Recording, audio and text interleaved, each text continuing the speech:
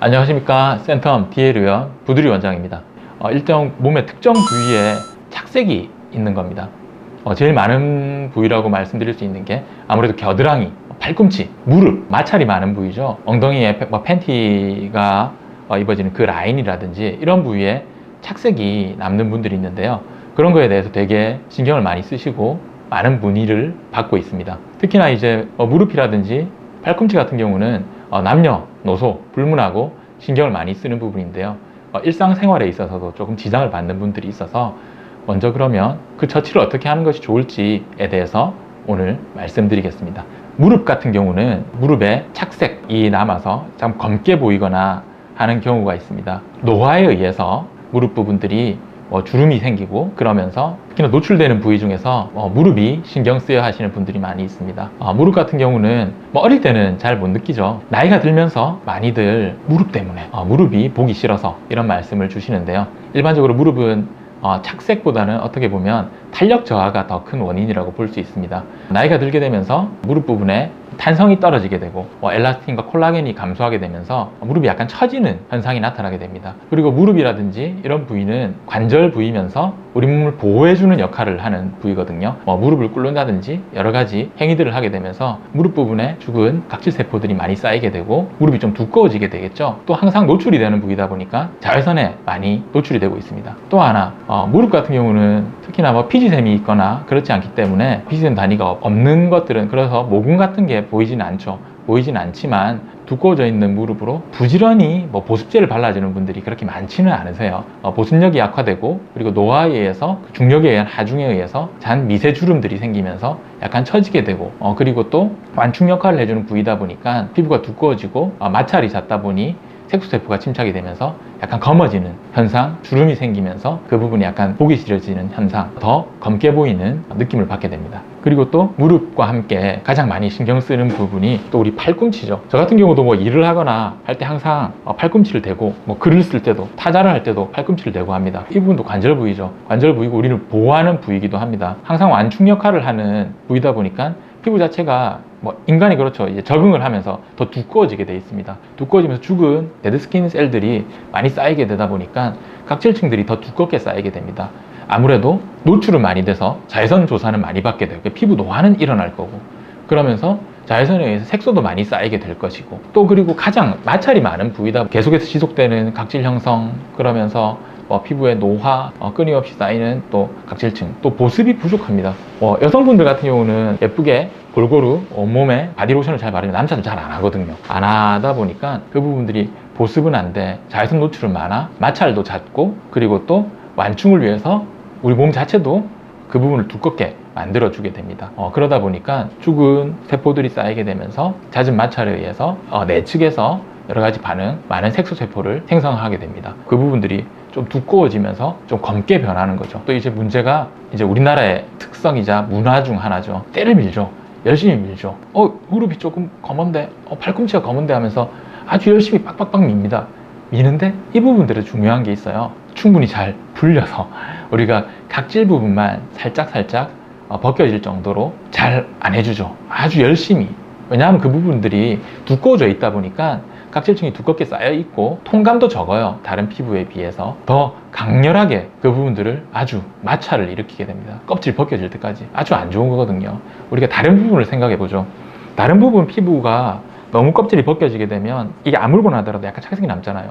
팔꿈치도 사실 마찬가지거든요. 너무 강렬한 때밀이 행위가 오히려 더 피부를 이후에 염증 반응이 일어나면서 두껍게 만들어 가지고 다시 더 착색을 남기게 됩니다. 그리고 또 하나 이제 무릎이나 겨드랑이도 해당이 되기도 하는데 여성분들 같은 경우는 임신 시 그리고 호르몬 변화에 의해서 나타나기도 하고 당뇨 질환을 가진 분들 같은 경우에는 인슐린 저항성 때문에 겨드랑이라든지 혹은 이런 부위에 착색이 더 잘 남게 됩니다. 그리고 특히나 팔꿈치라든지 이런 부위들은 항상 노출이 됐을 때 보습을 잘 해주고 너무 강하게 때밀이를 하는 것들은 사실은 어떻게 보면 좋지 않다고 볼 수 있겠죠.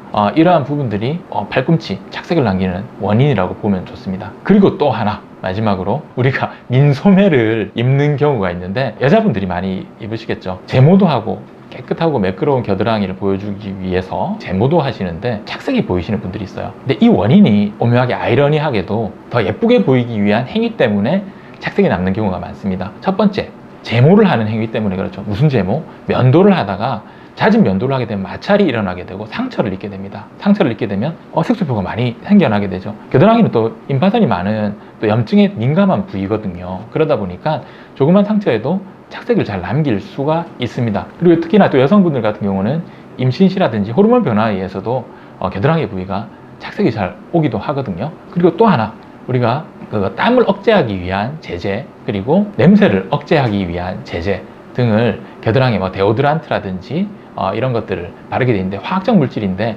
자극감이 있습니다.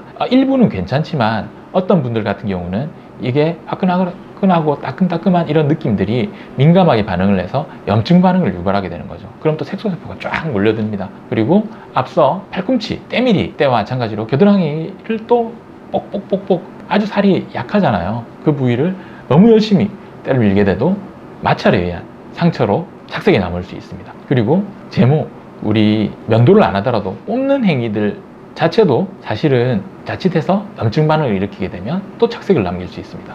그 외에도 겨드랑이 같은 경우에는 부신 질환이 있는 에디슨 병이라든지 아니면 폭스포다이스 디지즈 해가지고 또 호르몬 변화에 의한 그런 병들이 착색을 남기는 경우가 많이 있습니다. 특히 아까 앞서도 말씀드렸지만 호르몬 변화가 특히나 여성분들 임신 시에 착색이 잘 남잖아요. 겨드랑이가 좀 검해졌다 이렇게 하시는 분도 계시거든요. 여성분들이 조금 더 취약한 면이 있고 또 그만큼 또 관리를 열심히 하는 것들이 또 착색을 남기는 행위를 만들기도 합니다. 그리고 마지막으로 이건 모든 분들이 해당이 되겠지만 꽉 끼는 옷들이 있거나 결국은 겨드랑이도 움직이면서 팔꿈치처럼 마찰을 일으키는 부위다 보니까 그거에 의해서 착색이 발생할 수 있습니다. 자, 그렇다면 방금 말씀드렸던 게 결국은 팔꿈치나 무릎이나 겨드랑이 같은 경우도 여러 가지 생활 습관 행위에 의해서 착색이 잘 발생하고 그리고 또 우리 몸 구조상 착색이 더 잘 발생하는 부위입니다. 그렇다면 이 해결책은 어떤 부분이 있는가? 다른 부위에 비해서는 이 부위들이 각질층이 좀 더 두껍게 쌓이는 편이죠. 그러다 보니까 사실은 미백제라든지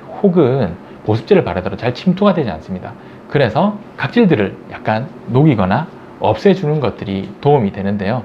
그렇다고 해서 너무 자극적인 필링을 하는 게 아닙니다. 화학적 필링 제제를 사용하는데 아하바하 성분, 고직산 혹은 아젤라익산 내지는 다른 글라이콜릭산 아니면 TCA 같은 그런 것들을 사용하기도 하는데 그것은 너무 강산을 쓴다는 의미가 아니라 가볍게 화학적 제제를 써서 각질층을 조금 없애주게 되면 죽은 대포들이 날아가게 되고 걔들이 가지고 있던 대포들도 줄어들게 되기 때문에 아무래도 조금 더 피부가 연화되면서 색감이 더 돌아오겠죠. 이제 쉽게 쓸 수 있는 게 이제 팔꿈치라든지 무릎이라든지 이런 부위는 유리아 크림 같은 것도 사용을 하시게 되면 각질이 연화되면서 부드럽게 만들어 주게 됩니다. 두꺼워진 각질층들을 줄여주기 때문에 충분한 보습제를 바를 수 있고 미백제제를 사용할 수 있습니다. 그리고 또 하나, 두 번째는 이제 화학적으로 필링을 하는 것처럼 병원에 내원하시게 된다면 또 할 수 있는 방법이 더마아브레전, 그러니까 물리적으로 미케니컬하게 각질층을 없애주는 거죠. 프락셀 레이저처럼 피부를 약간 얇게 깎아내는 처치인데 과하게 하면 안 됩니다. 과하게 하게 되면 말씀드린 대로 자극에 예민한 부위고 색소세포를 많이 만들어내기 때문에 너무 과하게 들어가게 되면 오히려 착색을 유발할 수 있습니다. 주치의와의 상담이 필요한 거죠. 그래서 화학적 필링 그리고 미케니컬 필링, 레이저를 이용한 필링 방법이 있습니다. 이렇게 줄여준 각질층들 다음에 할 수 있는 건 병원에서 할 수 있는 게 바디 토닝이겠죠. 엔디아그 레이저 등등을 이용한 레이저 토닝입니다. 색소세포를 파괴하는 거죠. 기미를 줄이고 얼굴 톤을 밝게 해주는 토닝 레이저를 사용하는 겁니다. 역시 이것도 너무 강하게 사용하는 게 아니라 약하게 써야 되지만 얼굴 피부보다는 두껍습니다. 두껍기 때문에 그 피부 두께에 따라서 스팟 사이즈, 레이저 빔의 크기를 잘 조절해서 깊이를 잘 맞춰야 되고 열 에너지의 전달을 위해서 적정한 에너지를 맞춰야 되는데 개인차가 있겠죠. 팔꿈치나 이런 부분이 두꺼운 분들이 있을 거고 겨드랑이가 막 각질이 많이 있어서 두꺼운 분들이 있을 거니까 그런 경우는 좀 더 강하게, 그렇다는 얘기는 미리 유레아 크림이라든지 화학적 필링을 통해서 조금 더 필링 제제를 써서 묵어있는 두꺼워진 각질층들을 조금 소실시키고 레이저를 써주는 게 좋죠. 그러니까 방금 말씀드렸던 게 경우에 따라서 다 동시에 일어나야지 더 시너지 효과를 낼 수 있습니다. 그 외에도 또 할 수 있는 방법들은 우리가 일반적으로 기미에 사용할 수 있는 화학적 미백 제제, 기능성 화장품, 기능성 제품, 미백 약품입니다. 하이드로퀴논, 그리고 또 레티놀산, 그리고 스테로이드가 함유되는 멜라논 크림이라든지 이런 크림도 도포하는 게 도움이 되는데 이 역시 사용법이 중요합니다. 멜라논 크림 같은 경우도 밤에 바르고 자외선 조사를 해주면 더 좋지 않은 반응을 일으켜서 더 착색을 남길 수 있거든요. 특히나 노출되는 부위인데 그거를 사용하고 그냥 마구 다니게 된다면 더 착색을 유발을 할 수도 있습니다. 있기 때문에 밤에 발라야 되고, 그리고 충분히 각질층이 조금 줄어든 다음에 도포를 해주고 오전에는 씻어내는 방법, 그리고 그 부위가 너무 또 마찰을 시켜주는 것도 좋지 않다는 거 점을 유념해야 됩니다. 그리고 그 외에는 이제 집에서 할 수 있는 게 여러 가지 항산화제를 복용한다든지 뭐 비타민 크림을 바른다든지 여러 가지 많은 인터넷만 보더라도 직접 사용할 수 있는 방법들이 많은데, 다시금 말씀드리자면 병원에서 할 수 있는 것은 화학적 필링, 기계적 필링, 그리고 레이저 조사, 그리고 그 이후에 충분한 보습, 왜냐하면 각질층을 없애주고 강한 열에너지를 줬으니까 염증이 일어나지 않기 위해서 보습을 충분히 해주는 거죠. 지속적인 보습을 해서 정상적인 피부로 되돌려 놓는 거죠. 착색을 줄여주는 것이 좋고요. 그 외에도 충분한 수면, 생활 습관의 교정, 마찰을 너무 일으키지 않는다든지, 너무 강하게 때를 밀지 않는다든지, 그리고 너무 땀을 흘리지 않는다든지, 흡연 음주를 좀 줄여준다든지, 항산화제를 많이 드시고 수면을 많이 하시고 보습을 잘 해주시고, 그런 과정들이 다 필요합니다.